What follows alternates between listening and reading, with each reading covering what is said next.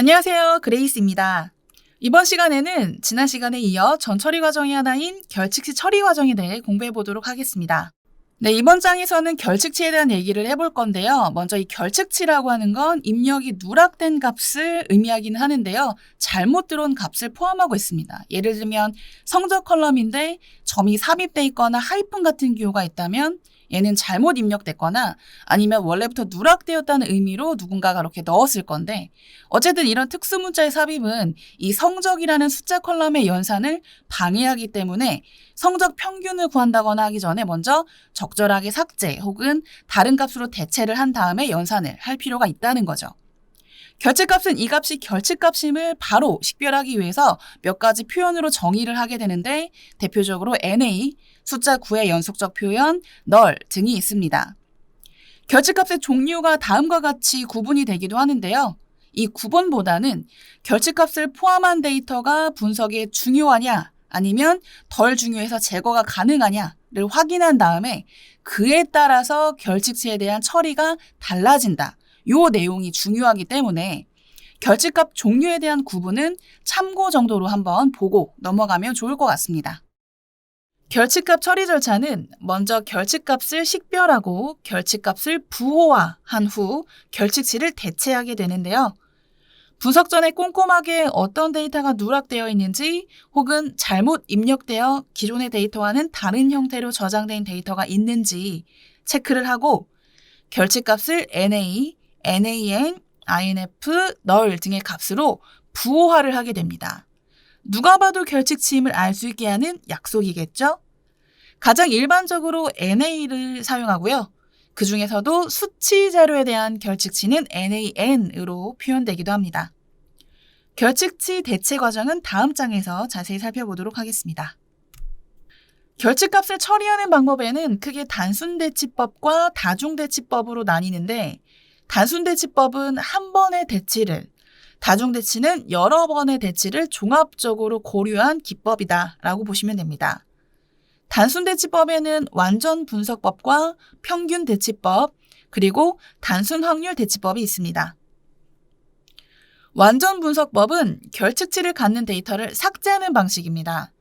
결칙값을 갖는 행을 삭제하거나 때로는 컬럼을 삭제하기도 하는데요. 예를 들면 제품 만족도에 대한 설문조사를 수행했는데 한 응답자가 설문조사의 결과에 응답하지 않은 항목이 많은 거죠.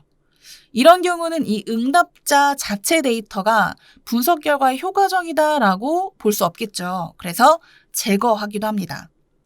혹은 자료 수집 결과를 봤는데 특정 컬럼의 약 80% 이상이 결칙치라면 어때요? 사실 분석 데이터로 적합하지 않겠죠. 이런 경우 컬럼 자체를 삭제하기도 합니다. 하지만 이런 경우가 아닐 때 결칙치를 삭제하게 되면 삭제하는 만큼 데이터에 손실이 발생하여 중요 데이터를 잃을 수도 있으므로 주의하셔야겠네요. 다음은 평균대치법인데요. 평균대치법은 결칙값을 포함하는 컬럼의 평균값으로 대치하는 방식입니다. 예를 들면 제품 만족도와 관련된 설문조사를 수행했을 때 민감한 연소득 정보는 응답자가 기입을 하지 않을 가능성이 많겠죠.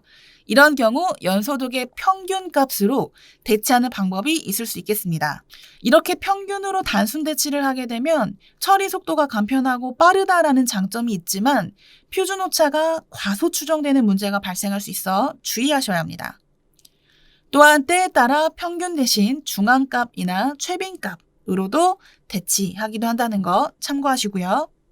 마지막으로 단순 확률 대치법인데요. 앞에 평균값으로 대체하는 것이 아닌 확률적으로 가능할 것 같은 값을 예상하여 그 값으로 결칙치를 대체하는 방식입니다.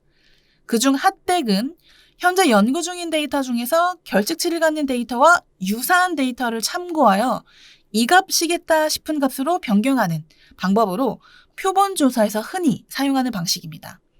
예를 들면 앞서 설문조사의 결과에 연소득 정보가 결칙치라면 나머지 조건들이 비슷한 데이터를 참고하여 연소득 정보가 이 정도겠다라고 예상하여 대체하는 방식인 거죠. 콜드덱은 핫덱과 비슷하지만 대체할 자료를 내부가 아닌 외부 혹은 이전 연구에서 가져오는 방식입니다. 니얼리스트 네이버 방법은 머신러닝 모델 중 KNN 모델을 사용하여 처리하는 방식입니다.